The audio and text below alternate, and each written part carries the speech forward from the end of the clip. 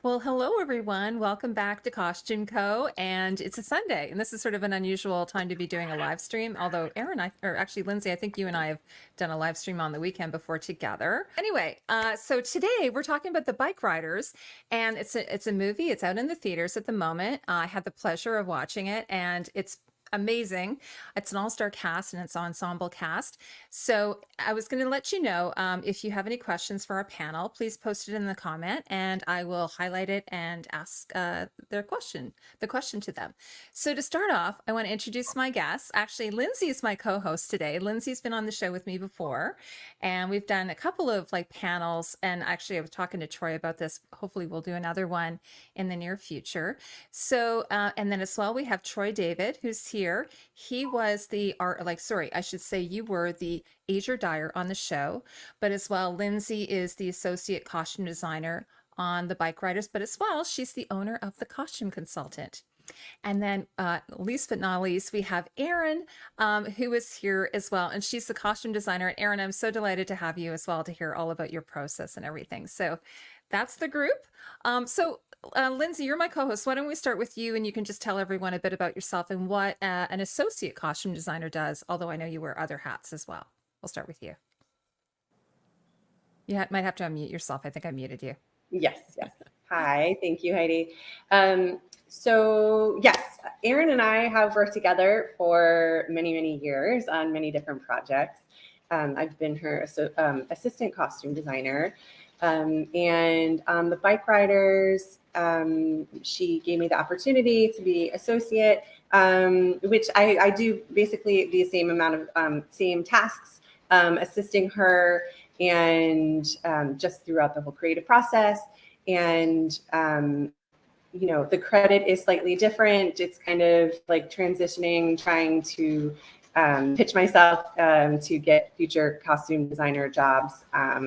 And it's definitely an honor to be able to have that credit. And on the Bikeriders, we did amazing work, and Erin was our fearless leader. Thanks so much, Lindsay.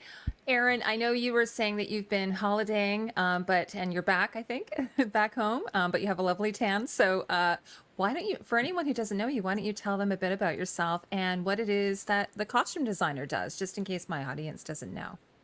Sure. Can you hear me? Okay. Well, just a note on what Lindsay said about associate costume designer. I think it's important to distinguish that it's actually a really well-earned title. The things that Lindsay does are, because she has so much experience and has, the experience enables her to, instead of me always just kind of tasking, which is oftentimes what I do with an assistant costume designer, I have a plan. And I'm always kind of, I know what my end goal is, and I'll sort of enlist my assistant costume designers to accomplish, said steps to get to that goal.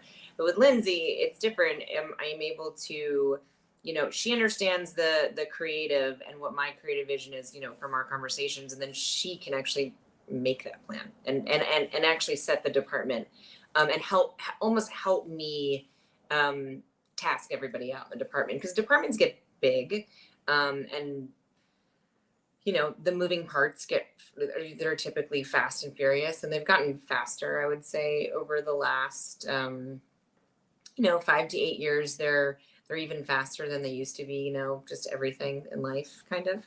And so now our prep times have gotten, they're short, and the tasks have gotten, a little bigger. And so, yeah, it's a well-earned title that Lindsay has accomplished to get, just say for the record. I appreciate it. The costume designer is in charge of basically transcribing what the director is asking for. And,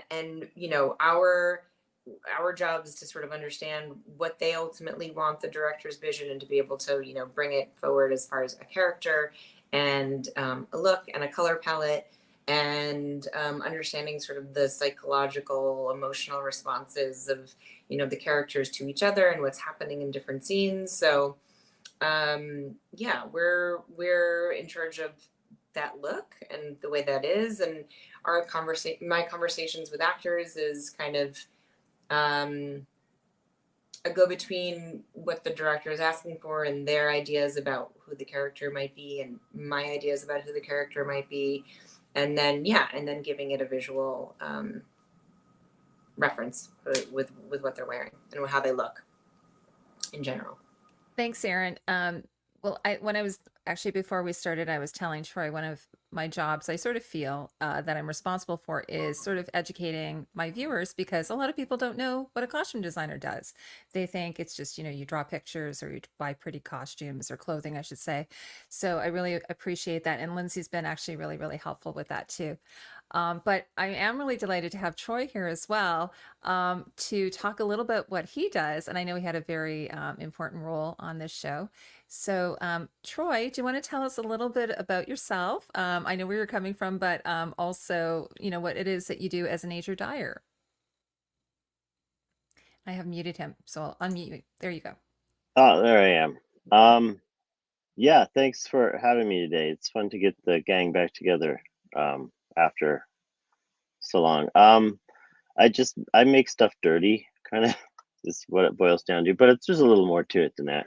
I work directly with the designer just to kind of help bring her vision to life, or his, but Erin called me and just was like, it's an aging and dying show. We need somebody who can handle this. And I was like, okay, bring it on. So I take costumes from the rack and we'll break them down and chemically or with paint or with dye, and we'll just make them look more real. So it looks like a jacket that you've had, for instance, off the rack at Macy's or whatever, but once it gets through my hands, it looks a little bit more like something you've had and loved for 20 years or whatever it needs to be. Maybe it's something that's coming out of a fight in the mud, or maybe it's something that a junkie in an alley is wearing just as a background as you pan across, or maybe a lead actor has a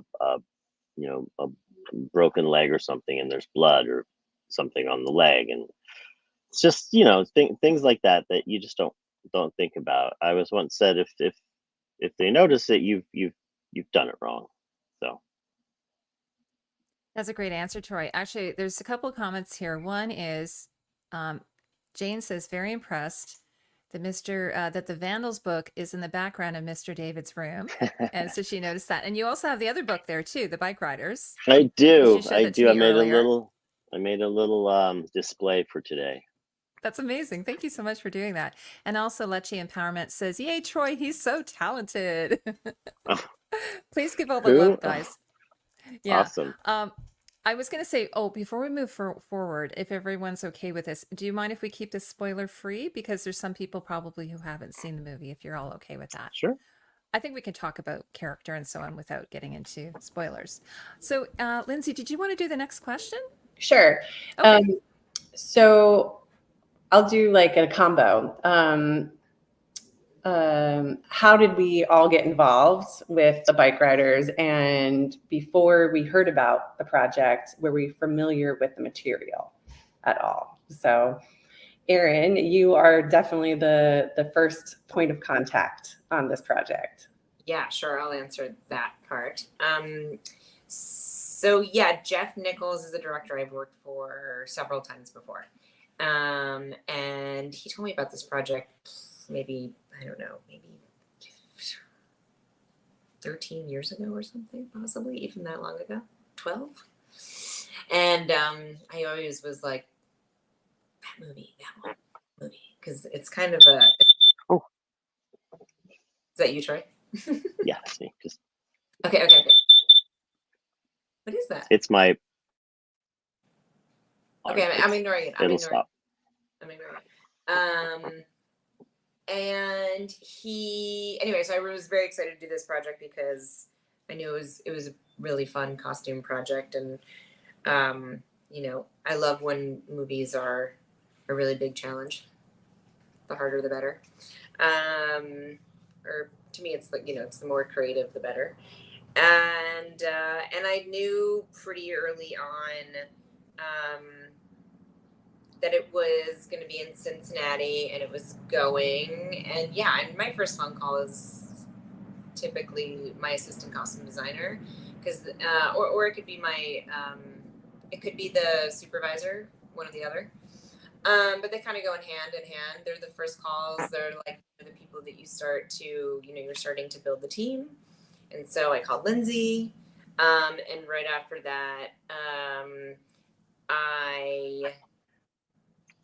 I knew it because it was such a serious aging and dying show. I think I called Troy maybe next. I think it was my absolute next call. And yeah, I can't stress enough how impressed I was. This is the first time I've worked with Troy, and how impressed I was by his skills, and how awesome, the first few things I saw sort of come out of his studio and his workroom. And I was like, wow, this looks, even to the naked eye, not just to the shooting eye, it looks very real. And it looks genuinely aged, as opposed to like TV movie version aged, which is something, sometimes you see. Sometimes you can't tell, on camera, but you can really see it in person.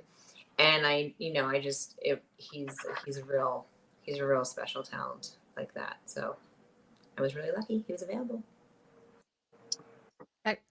Lindsay, actually, Zach said, wow, I thought the motorcycle jacket Tom Hardy in the club scene was vintage.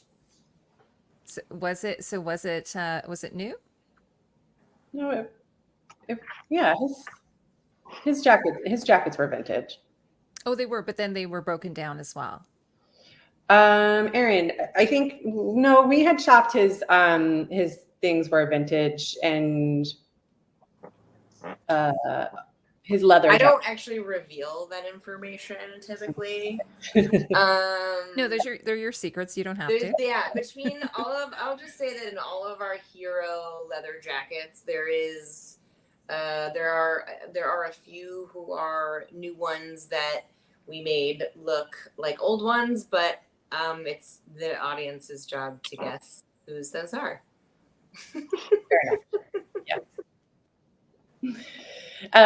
Troy, were you familiar with the Bikeriders book beforehand, or anything? Oh yeah, I think that was my downfall, because I was such a fan of the book that I was like, hell or high water, I was going to make this work, and I was going to make it look good, and I was not going to stick my name on it unless it was going to look good. So I might have put in a few extra hours here and there that nobody knows about. And yeah, I was a big fan of the book for a while, and so I was happy to be on board. Very honored to be asked to do it. Yeah, we were really lucky. Yeah, you could tell by the way it looked. Yeah, and we had a good leader. Yes, Erin, I don't know if you're allowed to tell us this then. Zach asks, here, I'll show it to you. Was Tom Hardy wearing I don't even know how to say this, Langlets Sidewinder in the scrambling racing scene? Gosh, I'm not going to know the answer. That's genuinely don't know the answer. It was that particular one. And then, Lindsay, okay if I ask another question from the viewers? Okay. Mm-hmm. Jane asks, did the actors have any impact on the final design of the costumes? Were there any special requests that they made that can be shared? That's a great question, actually. The actors always participate a bit. I mean, excuse me. Yeah, they always. I just have to tell my daughter to call my husband. Sorry. Yeah, they always, there's always a collaboration a bit, because, it's not just like we put them on and they just wear them. It's really like it's a combination. Like, we see the way they move in certain jackets, and the way certain boots make them, walk, and all of that kind of stuff affects, what we choose. So it's really a combination. I think I already gave any anecdotal ones. I don't know. Actually, this was one of the more like we had so much reference material for each character from the Bikeriders book, from the research, and we were really trying to stick as close to that as possible. Of course, filling in the blank, but we had like a lot of directions. So I think it was really an interpretation of like existing research, which, was there. And yeah, I think I don't remember any like sort of extravagant stories of actor requests or anything like that. We did get a couple of actors bringing in personal items that they wanted. I remember that, a couple of pieces. We'll be really careful with this one, Troy, because this is so-and-so's personal. Yeah, there was a couple of those. Yeah, but those were pieces that were like really great that we really liked, that we wanted in the movie. As long as they were good ones. Are you allowed to say if it was Norman Reedus? That's the one who I was thinking, I wonder if he had any impact on his costumes. His was a fun one. I remember that one. That was absolutely. It's one of my favorites. Actually, well, Lindsay, are you okay if I ask this next question? Maybe we can talk a bit about this as we're getting into this. How do the costumes along with the hair and makeup reflect the characters? And we can go around to the three of you and you can tell us what you think. How they reflect the characters. Well, I mean, each person, it's based on the book, right? Like loosely based on the book. So like there were characters that, Erin worked off of and, that had specific looks and styles. And, of course, and there's like the script that like there's certain things happen in the storyline and whatnot. But we always work really closely with hair and makeup, props as well, just to make sure that everybody has their own look. And also, the actors usually do have some type of opinion, or they say they don't, they just want, us to do our job. So I think having the book as reference, like really helped. But along with, like with any movie or television show, there's always like a meeting in some type of compromise, right? Of like what looks good on camera, like what the action is, like if they need multiples, like it always kind of forms its own thing that eventually ends up on camera. Anybody else have anything to add? Thanks, Lindsay. Erin, do you want to add anything to that, or do you think Lindsay kind of got it? Yeah, I think that process with hair and makeup is a really important one. I think I always try to go to the department heads kind of early on, and at least after our first fitting, and I share fitting photos with them, and I kind of have a little bit of a conversation about, their look, even almost more so than in the Bikeriders, because specifically in the Bikeriders, we did, like Lindsay said, have such a blueprint. So there wasn't any sort of shocking things. But a lot of times on films, we're creating a character sort of, from thin air that we've just have a script to, use as our direction. So yeah, I'll always make sure to go to the hair and makeup, and and a few of them. We're getting the best. Oh my gosh, I gotta get that ringtone. What is happening? That's amazing. Well, Troy, anyway, with that in mind, sorry, Erin, were you finished? Oh yeah. Okay. Yes, no, I was going to say, Troy. Actually, before I ask Troy, Erin, I'm assuming either you had like you had illustrations, or you had mood boards or that type of thing. So is that what you showed to Troy when you were trying to create the look, or what was the process for doing that with the characters? I remember Troy actually asked me for a really good thing. He's like, did you show me, or did I show you like 3 levels? And then we. Oh yeah. And I was like, we had like a level board. Yeah. I generally put a. I put a board up on the wall and like it's level 1, 2, 3, 4, 5 or whatever. And there's just photos of, okay, somebody's on the left, level 1 is like somebody with, just blue jeans that are just, whatever, or a jacket that's, not new. And then on the right, it's, somebody, dead in a gutter after a bomb's gone off. It's like, so you get to, in all the in-betweens. So we just have visuals. Oh, I like the boots. Maybe put them in this world and this level 2 world and that. So that's really helpful to have a visual that we can both work with. I've never heard that before. That's very cool. Yeah, And it gets added really, to and added to. And there's a lot of Bikeriders photos on that board these days. yeah, it's a really great method, Troy, that not everybody uses because it just gets everybody in the same visual headspace. Yeah. What are because how do you describe levels with numbers? You need some reference. So, yeah, when you do, I mean, I always in the past, I guess, have supplied like reference images, but that way is the most efficient I've yet to come across. Yeah, because I like it too. Working with, Ager Dyers, we're working with any creative people, right? Like it's always, everyone has like a vision in their head. And like for us, we're such visual people. So like having a reference, like, because if you have a conversation about it, like you might say like, hypothetically, there's level 1, 2, and 3, and 3 is like the dirtiest. Everyone's version of like what that is different. And so, I always tend to like go on the more conservative side, like with aging or dying or something like that, because we can always go further, right? Like it's really hard to like pull back at a certain point. So having these like visual references to like be on the same page going into it, and like no one is trying to figure it out. And also like with this one or with any show these days, like the timeline is so short. It's such like, a quick turnaround. So the most efficient like that we can be from the get-go, and also with, one of a kind pieces, like we can't risk like ruining things as well. So we just all have to be on the same page, and also everyone's taste level is different.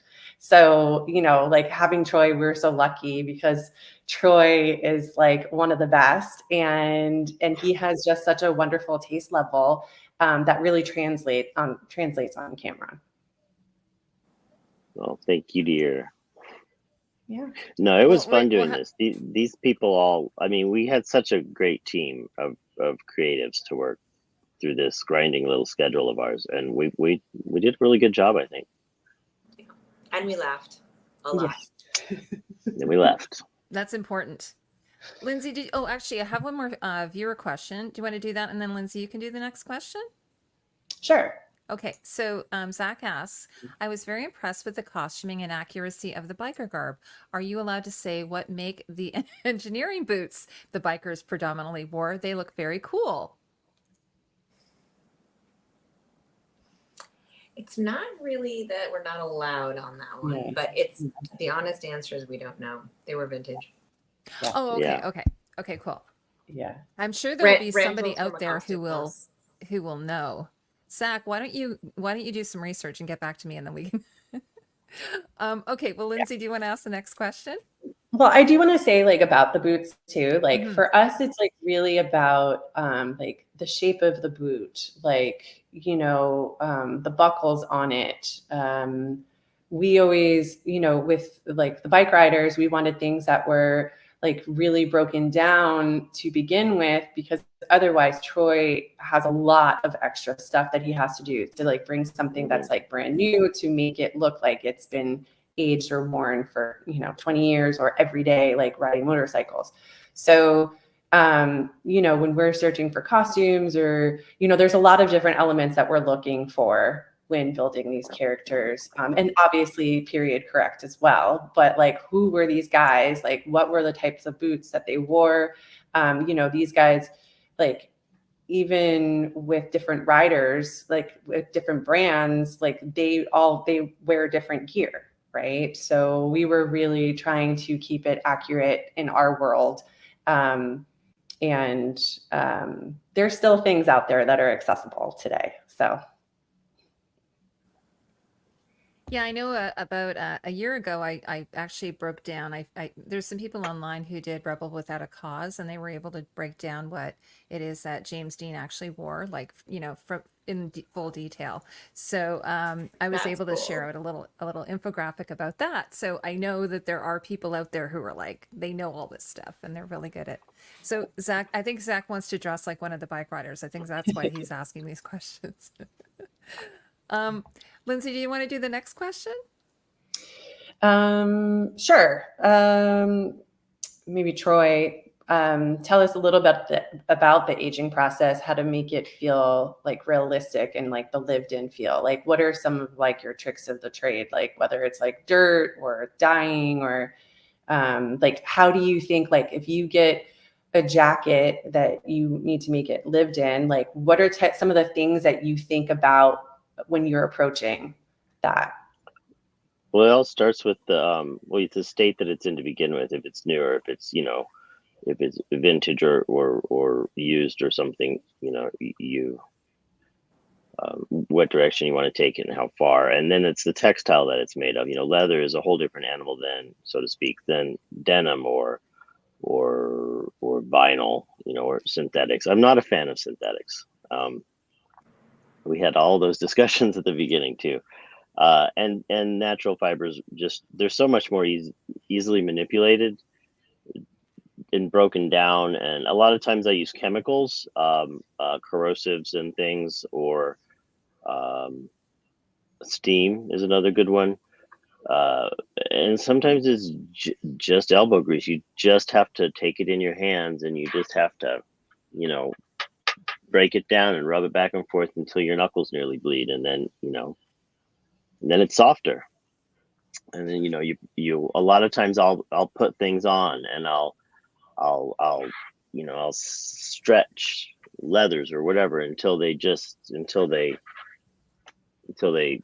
the fibers move, because when it comes out of a loom or whatever, everything is just, and then you've just got to break all of that on the bias, and get that uniformity down to those threads to break up, and then it starts to come to life. And leathers are like I said, leathers are different. You've got a different kind of fiber to manipulate, and use other things to do that. So there's lots of different things. It all depends on the materials. Troy, like when you're approaching like a character like that, like I know like we've had some conversations, like you think about like where do they touch like their jacket repetitively, right? Like where are Oh yeah. certain spots that like have extra wear and tear, or like oil spots, or like things like that, to make it look like it is really lived in rather than some like random dirty spots. Yeah, you use lotions and greases and things, and just rub them in. Sometimes I'll paint. Sometimes brushes are better, but when you're going for something where people rub or touch more, then you usually just your hands and your fingers are the best thing to apply, because that's what applies it, Right. to begin with. So My favorite thing in the aging process is when me or the Ager Dyer or whomever sits there and literally makes up a story about one of the splats that is on the side of their coat. Like, oh, this came from when they were working underneath a car, and this oil spill dripped, and you almost do need to make up a little bit of story to yeah, justify the realisticness of some of the aging steps. Otherwise, you're just putting dirt to put dirt, like it's a for but when you can kind of make a story out of it, you usually are in a good place. and it Yeah. was a lot easier to do that with these guys, because these were real characters with real stories in a real book that you could always go back to and say, okay, who was this person? What did he do? Was he? Yeah, Yeah. a lot of people just lived in their clothing, like slept in it, like Mhm. literally never changed it, like very rarely washed it. So Yeah, they would never send out their jackets to be dry cleaned, for instance, No. right? They would just And yeah, and like Troy said, like he does this like with paint and like different materials because on camera we want it to look a certain way, but really, and the actor doesn't want to wear something that is extremely like dirty or smelly or anything like that, right? So we have to like a lot of it. Sorry, Troy. Yeah, a lot of it's clean dirt. Clean dirt. Yeah. Movie magic. Yeah. Also, like we want to make sure, maybe not necessarily in this one, but like in other films, like we want to make sure also like for continuity purposes, like things last. Also, like we have to clean the costumes and, when they're in things for a certain amount of days, like our team needs to make sure that there is a certain hygienic aspect to it. So then like when we have costumes with all of this paint and dirt and things on it, there's like an art to that as well to make sure that the aging doesn't come off the costumes, which we did reapply. I think every day Erin was like, we need more dirt. It was.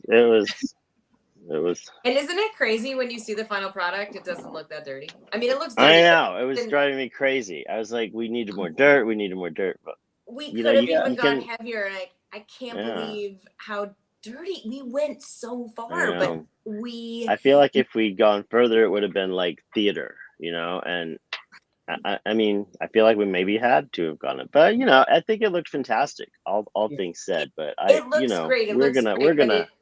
But it is amazing how much further you go in real life, and then what it looks like on camera.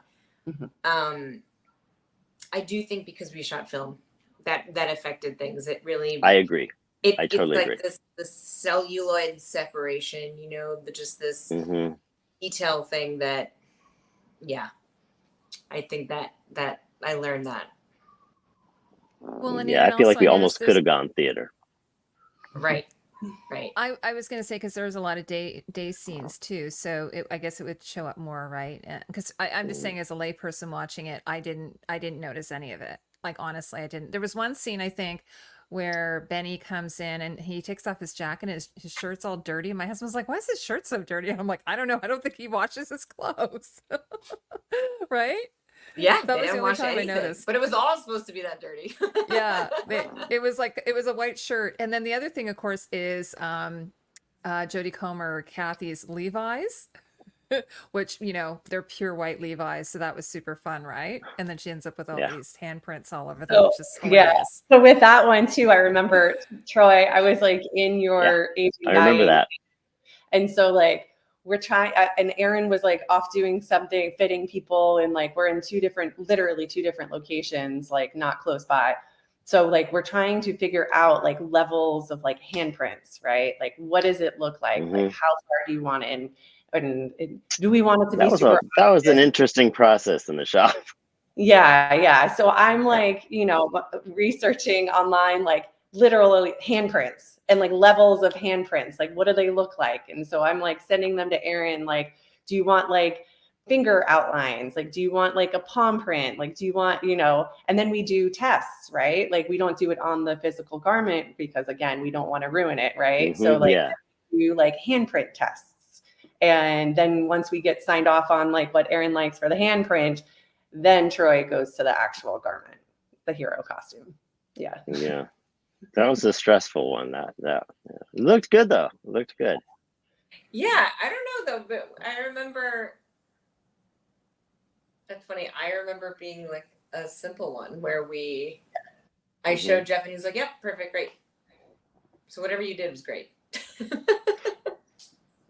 Again, because it was an evening scene, so when she comes out, you can't quite see. Like you can see the white of the jeans, but you don't quite see. Like she's speaking, but she's upset, right? It's hilarious. It was really funny. I've got another question from our chat here. Nicholas says, "Hello, everyone. Thank you for doing this. My question is, how long did it take to get the principals and background actors ready for large scenes of the film?"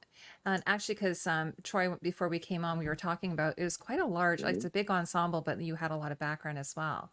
So, Lindsay, did you want to start with that? Sure. So in period films, we love to do prefits, which means that with background actors. So that means that prior to the actual shoot day, the background actors will come into the costume department and they will have fittings. And then we'll get their costumes approved. So on the day when we're actually shooting, when they show up, we can hand them their costumes, because otherwise, when we go to work on shoot days, there's something called a pre-call, which means that based on how many people are coming or whatnot, it's how early we have to come in before we actually start rolling camera.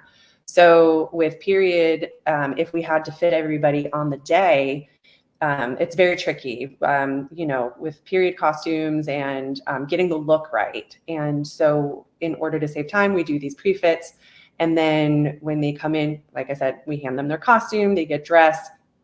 We'll do a lineup where Erin will, walk through the background and make sure that everyone looks right. And, maybe make sure no one has like colors that are too bright or patterns, or make sure that no one's wearing the same color as any of the principal actors, especially if they're in the same scene together or even standing close by to them. And then with the principal actors, we do fittings before we start shooting. And then depending on how many changes they have, we'll bring them back in for fittings as well, even while we're shooting, based on the schedule. And we prioritize what costumes work first. Erin, did you want to add to that as well? I mean, to try and give you a number though, just to give an idea, I think concurrently, there's like a team that's working on the principals before getting our first shot up for the day, and then there's a team working on the background. I'm kind of going back and forth between the two, but those teams concurrently are probably, I would say, 2 hours prior to our first shot up, give or take. Yes. So yeah, costumes is usually some of the first people in, with whoever else needs to be in at the beginning of the day. But those background scenes, we usually get there before sunrise, and we're dressing people in the dark, and and then we're ready when the sunlight is right and everybody else is ready. It's always important to make sure that when the camera's ready, that we have everybody ready before that. Yeah, because I guess they have to go to hair and makeup after that as well, since it's a period piece. Yeah, So, hair, yeah, makeup, props. You're in the earliest, Philo. Yeah. And also, and with the background too, I mean, Troy worked his magic on the background as well, especially, the writers specifically. Like, everything had to be touched to make sure that they were in the same world as our principal writers. So I ended up training somebody to take the background stuff, because we had such a crunch and it was so front loaded that we split it up, and we did all the background, and I gave a special wash and sent somebody with some instructions to kind of do a generic base level on all the background, if I remember. Mm-hmm.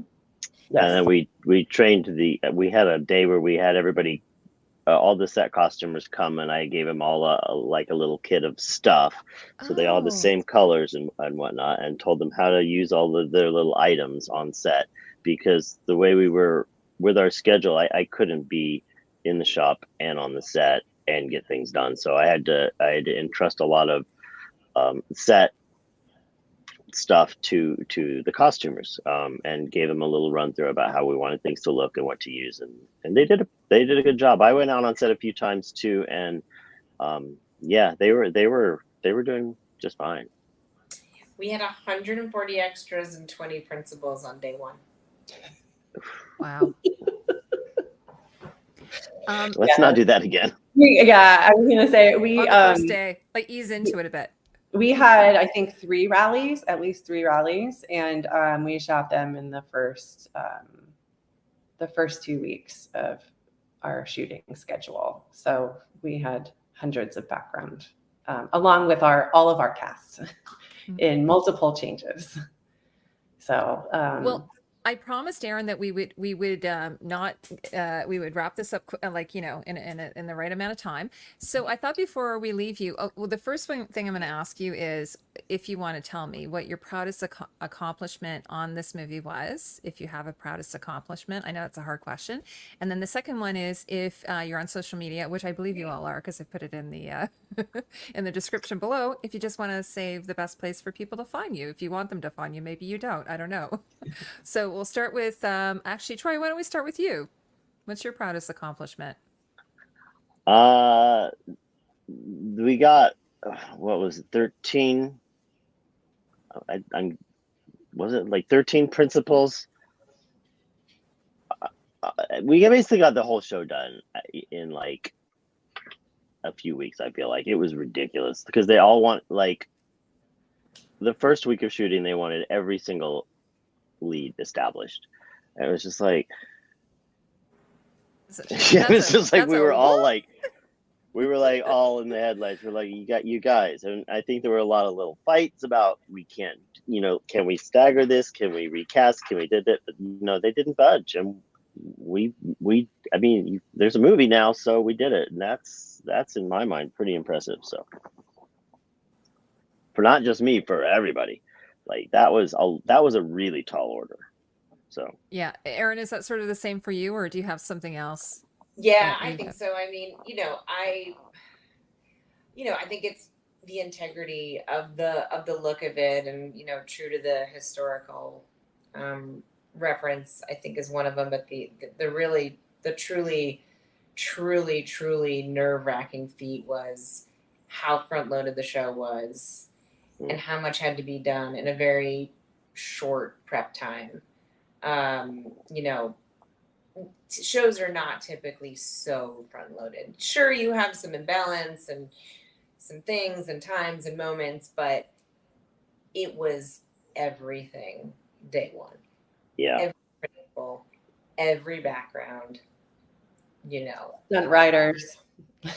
and stunt people, and it just kind of like went like that for 2 weeks, and we just like held on for dear life. I mean, every single one of us were just like gave it their absolute all for a chunk of time that was very, very, very intense. Yeah.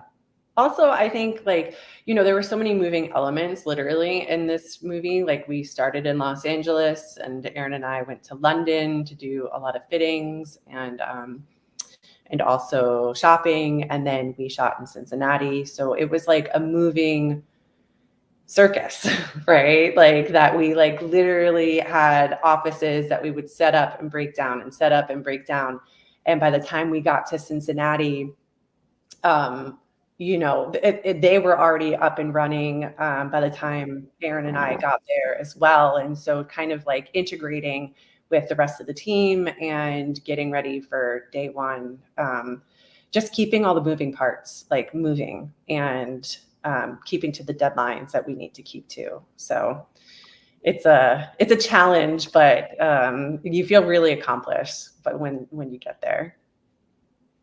Well, that's amazing. And also, when I was wondering if when you went to watch the movie, if you were like, "Oh my gosh, I forgot about that," because you were, it's kind of like when you have a baby, or maybe you don't know, but when I you don't have want to talk about it. you completely forget. Oh, there's yeah, that alarm again.